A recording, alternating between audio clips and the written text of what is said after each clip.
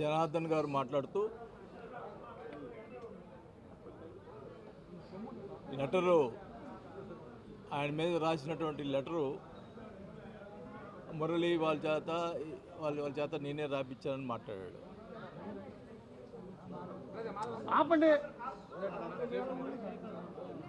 ఆయన ఎమ్మెల్యే అధికారం రాకముందలా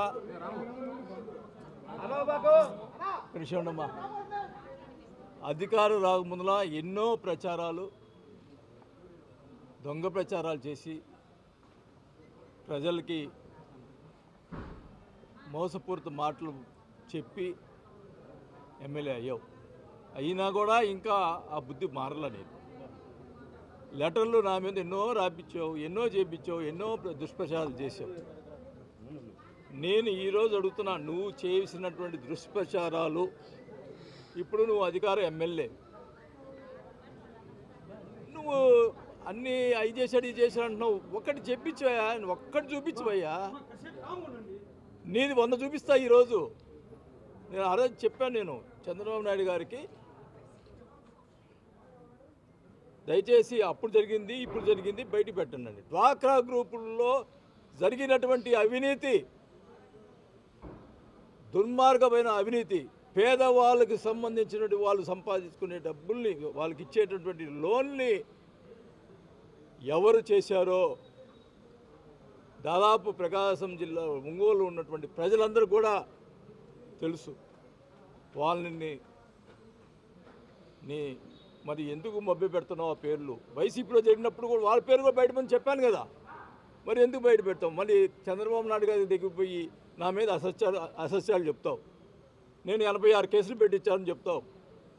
టీడీపీ వీళ్ళ మీద, జనసేన మీద ఎలక్షన్లో జరిగినటువంటి కేసులు తప్పితే ఒక్క కేసు నేను ఎప్పుడన్నా టీడీపీ వాళ్ళ మీద పెట్టానని చెప్పి టీడీపీ ప్రజల్ని ఒకసారి విచారించాలని కూడా చంద్రబాబు గారిని కోరుకుంటున్నా.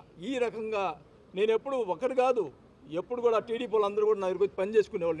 నేను మంత్రిగా ఉన్నప్పుడు కానీ ఎమ్మెల్యేలు కానీ నేను ఎప్పుడు ఎలక్షన్లో పార్టీ చూసాను తప్పితే ఎలక్షన్లో మటుకు నీ పార్టీ ఎక్కచ్చిగా చూస్తా. మిగతా సమయంలో అందరూ సమానంగా నేను ఎవరు వచ్చినా కూడా పనిచేసినటువంటి వ్యక్తిని చెప్పమనండి. ఇక్కడ ఉన్నటువంటి టీడీపీ వాళ్ళందరూ కూడా ఈ రకంగా సరే చెప్తున్నావు, అది దేవుడే ఇది చేస్తాడు. నేను అడుగుతా ఉన్నా, లెటరు నేను రాయించాను అని చెప్పి మాట్లాడుతున్నావు. నాకు ఒక్కడే కొడుకు మీద ఒట్టేసి చెప్తున్నా, నాకు సంబంధం లేదు అని నేను చెప్తున్నా. నీవు నీ కూతురు మీద ఒట్టేసి చెప్పు, నేను రాయించాను. ఇంత దుర్మార్గపు మాటలు ప్రజల్ని ఇంకా ఎలా మోసం చేస్తావయ్యా? ఒక పక్క ఎన్ని ఆక్రమణలు జరుగుతూ ఉన్నాయి, ఎన్ని జరుగుతూ ఉన్నాయి. 14 సంవత్సరాల నుంచి గుడిసెలు వేసుకొని వాళ్ళు ఇల్లుంటే రాత్రి వచ్చి లేపించేస్తావు. ఒకవేళ ఏమనంటే వాళ్ళు అది ప్రైవేట్ ప్రాపర్టీ అయితే గవర్నమెంట్ వాళ్ళ చేత, పోలీసుల చేత చూపించు, వాళ్ళకేదో సాయం చేసి చేయించు. రాత్రి పోలీసు వ్యవస్థ ఉందా ఇక్కడ? ఒక రౌడీలు వచ్చి గుడిసెలన్నీ తీసేసి అర్ధరాత్రి పూట 100 మా బైకులు వేసుకుని వచ్చి చేస్తే పట్టించుకునే పరిస్థితి లేకపోతే ఏం దౌర్భాగ్యం ఇది? ఇంత పరిస్థితి. నేను సంవత్సరం 6 నెలలు ఏం మాట్లాడకుండా కూర్చున్నా, హైదరాబాద్లో పోయి కూర్చున్నా. దానికి ఏమంటావు? ఎప్పుడో వస్తాడు పోతా అంటున్నావు. నేను అడుగుతా ఉన్నా, గతంలో నువ్వు ఓడిపోయినప్పుడు 2 సంవత్సరాలు అసలు కనపడ్డావా ఇక్కడ? కరోనా టైంలో ప్రజలు కనపడ్డావా? కరోనాలో ఎంత కష్టపడ్డా మేము నాకు తెలుసు, నీకేం తెలుసు? ఇంట్లో కూర్చున్నాడువి. ఊరికి మాట్లాడవాక, నువ్వేదో నోరు వచ్చిందని మాట్లాడవాక, ఏదో కూటమిలో ఉన్నా అని చెప్పి ఇన్ని రోజులు మెదకొని ఉన్నా. నా వ్యక్తిగతంగా మాట్లాడి నన్ను ఇంకా కూడా ఇమినేట్ చేస్తే నేను ఊరుకునే పరిస్థితి. నాకు పార్టీ ఏం ప్రాబ్లం లే, నేను ప్రజల్లోకి వెళ్తా. నా ప్రజలు కావాలి నాకు. ప్రజలు చాలా ఇబ్బంది పడుతూ ఉన్నారు అని నాకు ఫోన్ చేశారంటున్నారు. అవును, సంవత్సరం 6 నెలలు నువ్వు చేసిన రాజకీయాలు నాకు ఫోన్ చేశారు, అందుకు చెప్పాను. నాకు ఫోన్ చేయకూడదా? నేను 5 సార్లు ఎమ్మెల్యేగా ఉన్నా ఒంగోలులో, 2 సార్లు మంత్రి చేశా. నాకు ఫోన్ చేయ కదా ప్రజలు? చేయకూడదా? నేను ఎమ్మెల్యేగా ఉన్నా నాకేం చేయాలంటే? అరాజకాలు ఎవరు సృష్టిస్తున్నారు, ఎవరు చేస్తున్నారు, అది తేలాలా. నేను ఒకటే చెప్తా ఉన్నా, డ్వాక్రా గ్రూపులు పేదవాళ్ళని ఎంత దోచుకున్నావో ఆ డబ్బులు మొత్తం ఎవరైతే ఉన్నారో వాళ్ళు బయట పెట్టాలి. పెట్టిందా ఊరుకోను అన్నావు కదా. నేను ఎప్పుడో వస్తానన్నా వారానికి 2 రోజులు ఇక్కడే ఉంటా. నేను ఇక్కడ చెప్తా ఉన్నా, అన్నిటికీ సిద్ధంగా ఉన్నా. నన్ను కామ్గా ఉన్నవాడిని అనవసరంగా బయటకు తీసుకొచ్చావు. నేను ఇంక ఊరుకునే పనిలే, నాకేం పర్వాలా. నాకు పార్టీ అన్నదండలు ఉన్నా లేకపోయినా ప్రజలు నా అన్నదండలు ఉన్నాయి. నాకు ప్రజల అన్నదండలు ఉన్నంతకాలం నేను రాజకీయాల్లో పోరాటం చేస్తాను. నేను డెఫినెట్గా నేను ఒకటే చెప్తా ఉన్నా, చంద్రబాబు నాయుడు గారికి కూడా ఒకటే చెప్తా, వాళ్ళకి విన్నవించుకుంటున్నా. నేను కూటమికి అన్ని రకాలుగా సహకరిద్దాం అనుకున్నా. ఈ రకంగా నన్ను వ్యక్తిగతంగా వేరే ఇప్పుడు ఒక మీటింగ్లో ఆయన ప్రెస్ మీట్లో ఒక విషయం మాట్లాడుతున్నా. ఆయన పక్కనే ఆ సూర్యప్రకాష్ రెడ్డి అనే అతను టీడీపీ కూర్చున్నాడు. ప్రెస్ మీట్లో కూర్చున్నాడు కదా, అయిపోయింది. మరుసటి రోజు సూర్యప్రకాష్ రెడ్డి ప్రెస్ మీట్ పెడతాడు. నేను వైవి సుబ్బారెడ్డిని జైలు వేసి సంతోషిస్తానని ఒక మాట అన్నాను. దానికి సూర్యప్రకాష్ రెడ్డి మన ఆయన టీడీపీ వైవి సుబ్బారెడ్డిని సపోర్ట్గా అరగంట మాట్లాడాడు ప్రెస్ మీట్లో. అంటే ఏంటి అంటే ఉండు, ఇక్కడ చంద్రబాబు నాయుడు గారు ఇక్కడ చెప్తా ఉన్నా, మరి ఆయన మరి అందరికీ అన్ని పార్టీలకు చెప్తా ఉన్నా, ఇక్కడ వైఎస్ఆర్ పార్టీ టీడీపీ కలిసి ప్రకాశం జిల్లాలో బాలినేనితోటి పోరాటం చేస్తున్నారు. వీళ్ళు కలిసి నా మీద పోరాటం చేస్తున్నారు. నాకు దేనికైనా ఇంకా ఎన్ని పార్టీలు వచ్చినా నేను పోరాటం చేసేందుకు సిద్ధంగా ఉన్నా. ఇదేం అన్యాయం? వైసీపీ టీడీపీ కలిసి పనిచేయటం ఏంది? ఇక్కడ ఒక్కడు మాట్లాడేవాడు ఉన్నాడు, ఇక్కడ ఒకరి గురించి ఒకరు మాట్లాడుకునేవాడు ఉన్నాడు. చూసా సంవత్సరంన్నారా ఏంది ఇది? ప్రజలు ఇబ్బంది పడుతూ ఉన్నారు, మాట్లాడేవాళ్ళు లేరు. అందుకని మాట్లాడుతున్నా. నన్ను ఎవరు ఏం చేసుకున్నా ఏం పర్వాలేదు, నాకు ప్రజలు కావాలా, నేను ప్రజలతో ఉంటా, నాకేం పర్వాలా. నేను అదేమంటే ఆయన చేసిన పనులకి జనసేన అండ అని మాట్లాడటం అది తప్పు. నేను జనసేన మన కళ్యాణ్ గారి మాటలు నన్ను గురించి మాట్లాడిన మాటల వల్ల ఆయన్ని అభిమానించి నేను పార్టీలో చేరా. అంతేగాని నేనేదో దోచుకొని దానికి నీళ్ళలో ఉండేదానికి ప్రయత్నం చేశానని చెప్పి ఇప్పుడు మాట్లాడుతూ ఉన్నారు. చూడు అయ్యా, ఇప్పుడు నన్ను ఏం దోచుకో, ఇప్పుడు మేము ఏం దోచుకుంటున్నామో నేనేం దోచుకున్నా చూడు. ఇప్పుడు నా పరిస్థితి, నేను ప్రజల కోసం నా ఆస్తులని అమ్ముకొని నేను అప్పులు కట్టాను. నేను ఆ సంగతి నాకు తెలుసు, నా బిడ్డలకు తెలుసు, నాకు మా భార్యకు తెలుసు. ఇట్లాంటి మాటలు మాట్లాడి ప్రజల్ని మభ్యపెట్టేదానికి ఇంకా కూడా మభ్యపెట్టేదానికి ప్రయత్నం చేయొద్దు. నేను ఇక్కడే ఉంటా. ఇక్కడ జరిగిన అరాచకాలన్నీ కూడా ఒక్కొక్కటి బయట పెడతా. ప్రతి ఎక్కడ జరిగినవి అన్నీ కూడా బయట పెడతానని కూడా తెలియజేసుకుంటా ఉన్నా. నేను ఎవరు లెక్క చేయను. కేసులు పెట్టుకో, నాకేం డోంట్ కేర్. ఒకటే చెప్తా ఉన్నా, నేను తప్పు చేయలేదు కాబట్టి నేను ఏమైంది మాట్లాడగలుగుతా.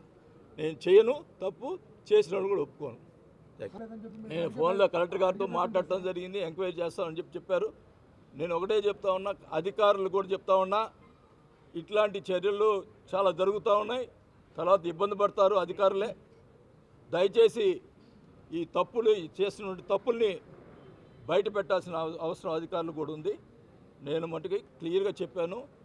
ఎందుకంటే నేను మానసికంగా బాధపడ్డా.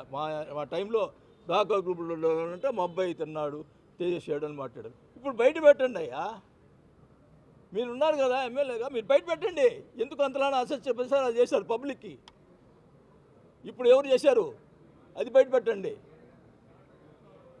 నువ్వు ఎట్ట బయట పెట్టావు? ఎంక్వైరీ చేశాను, జరుగుతుంది అని మాట్లాడారు కదా. మరి ఎంక్వైరీ చేసినప్పుడు అధికారిని సస్పెండ్ చేశావు, ఎవరు చేసింది బయట పెట్టవా అంటే ఏంటి? వాళ్ళు సొంత మనుషులు ఉన్నారు కాబట్టి బయట పెట్టలేదు. ఎస్, ఇది వాస్తవం. ఎందుకు బయట పెట్టరు? బయట పెట్టారు. అవును, దీన్ని ఇంత గట్టిగా మాట్లాడుతున్నా మీరు మీ అందరి కార్యకర్తలతో ప్రజలతో అందరితో కలెక్టర్లో లేకుంటే ఎస్పీలో కలిసి ఉద్యమం ఇన్ని రోజులు ఏంది కూటమి అనే ఉద్దేశంతో కామ్గా ఉన్నాం. కానీ పర్సనల్గా నా గురించి మాట్లాడుతున్నప్పుడు నేనెందుకు ఊరుకోవాలా? నేను తప్పు చేస్తే ఊరుకోవాలా? నాకు మనస్సాక్షి ఉంటుంది కదా, అందుకని బయటపడుతున్నాను నేను ఇప్పుడు. ఇప్పుడు ఇంకా రోజుకు ఒక కార్యక్రమం జరుగుతుంది. నేనే ఊరుకునేది లేదు, ఇంకా అన్నీ ఎవరు బియ్యం, ఇసుక, గ్రావెలు ఎవరు చేస్తున్నారు చెప్పమనండి. ప్రజలు మొత్తం తెలుసు. ఇక్కడ అన్నిటికీ మెదకుండా కూర్చుంటే ఇష్టం వచ్చినట్టు మాట్లాడతారు నా మీద. మా అబ్బాయి గంజాయిని చేసేవాడా? ప్రజలకి భోజనం పెట్టేవాళ్ళం మేము, గంజాయి పెట్టేవాళ్ళం కాదు. ప్రజలకి భోజనం పెట్టాము, గంజాయి ఏం మాట్లాడతారా? దుర్మార్గంగా ఈయనంట గంజాయి అరిగట్టాడంట, మీతో అప్పుడు అంతా గంజాయి అంతా మా అబ్బాయి సప్లై చేశాడా? నువ్వేం తిన్నావా సప్లై చేసినప్పుడు? ఏం మాట్లాడతావు? సార్ మీరు జనసేన పార్టీలో ఉన్నారు, జనసేన కూటమిలో పార్టీలుగా ఉంది, కానీ కూటమి సంఘీభావంగా ఉండటానికి కాకుండా విడగొట్టడానికి ప్రయత్నిస్తున్నారు అనేది నిన్న కాపు నాయకులు కూడా కొంతమంది ఆరోపణలు చేశారు. నేను అందుకని ఇన్ని రోజులు ఓపి పెట్టా, సంవత్సరం నుంచి ఓపి పెట్టా, నా వల్ల కూటమి ఇదవుతుందని. నా గురించి మాట్లాడుతున్నప్పుడు నేను ఎంతవరకు అప్పుడు మాట్లాడొద్దా? ఆయన నా గురించి మాట్లాడాడు, లెటర్ ఆయన గురించి రాపించాడండి. ఇప్పుడు ఆ లెటర్ రాపించిన దానిలో మీరు ఎస్పీకి ఫోన్ చేసి వస్తారు కొత్త అది వస్తున్నా మీరు మాట్లాడారట కదా. నేను ఒక్క నిమిషం నిన్న ఆయన మాట్లాడుతూ కిషన్ రెడ్డి గారి చేత ఫోన్ చేయించారు అన్నాడు. ఎస్పీతో మాట్లాడంటే నేనేం మాట్లాడతాను కదా, డైరెక్ట్ కిషన్ రెడ్డికి చెప్పాలంటయా? లేదు మీరే మాట్లాడారు. ఉండమ్మా చెప్పి అన్నీ చెప్పినాడు. కిషన్ రెడ్డి గారు మాట్లాడించాడు. నాకు కిషన్ రెడ్డి పోవడం లేదు, పోయింది లేదు, నేను కిషన్ రెడ్డి మాట్లాడేది ఇచ్చింది లేదు. నేను మా కొడుకు మీద ఒట్టేసాను. ఇంకా అంతకంటే ఏం మాట్లాడాలి? ఇంకా ఏం చేయాలి చెప్పండి? అయిపోయిందా? మొన్న నేను వచ్చిన రోజు వాళ్ళ పిల్లలు వచ్చారు, మురళికి సంబంధించిన పిల్లలు వచ్చారు. వచ్చి 4 గంటలు కూర్చున్నారు. సార్ మా భయపడుతున్నాడండి, మీరు ఎస్పీ గారికి చెప్పి ఎస్పీ గారి దగ్గర సరెండర్ చేస్తాం, డిఎస్పీ అయితే నన్ను కొడతాడని భయపడుతున్నాడంటే నేను ఎస్పీ గారికి చెప్పి సార్ మ్యాన్ హ్యాండ్లింగ్ చేస్తారని చెప్పి భయపడుతున్నాడంటాడు. సార్ మీ దగ్గరికి వచ్చి సరెండర్ అవుతాడంట అని చెప్పిన. ఇది తప్పితే నేను ఎస్పీ గారిని అడగండి. ఇది జరిగింది. ఏది మొన్న నేను ఒంగోలు వచ్చినప్పుడు ఇంట్లో ఓపెన్గా మాట్లాడినా. అదే మాట్లాడుకుంటే హైదరాబాద్ గురించి మాట్లాడేవాను కదా, ఇక జనాల్లో కూర్చొని మాట్లాడాల్సిన పనే ఉంది. చెప్పండి మీరే. ఓకే, నెక్స్ట్ మీ కార్యాచరణ ఏంటి? చాలా పెద్ద స్టేట్మెంట్ ఇచ్చారు. నెక్స్ట్ కార్యాచరణ ఎలా ఉండబోతుంది?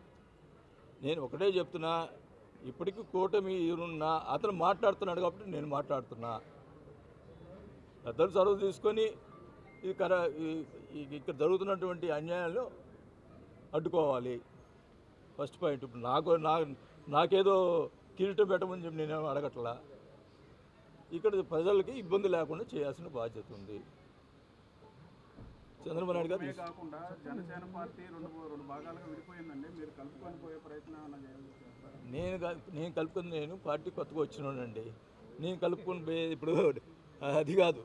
ఇప్పుడు మీరు ఎట్లుందంటే నా చేత మాట్లాడించేదానికి తప్ప ఇంకేమైనా ఉందా చెప్పండి? ఊరికే నేను ఒకటే చెప్తా ఉన్నా, ప్రజల కోసం నేను పని చేస్తాను.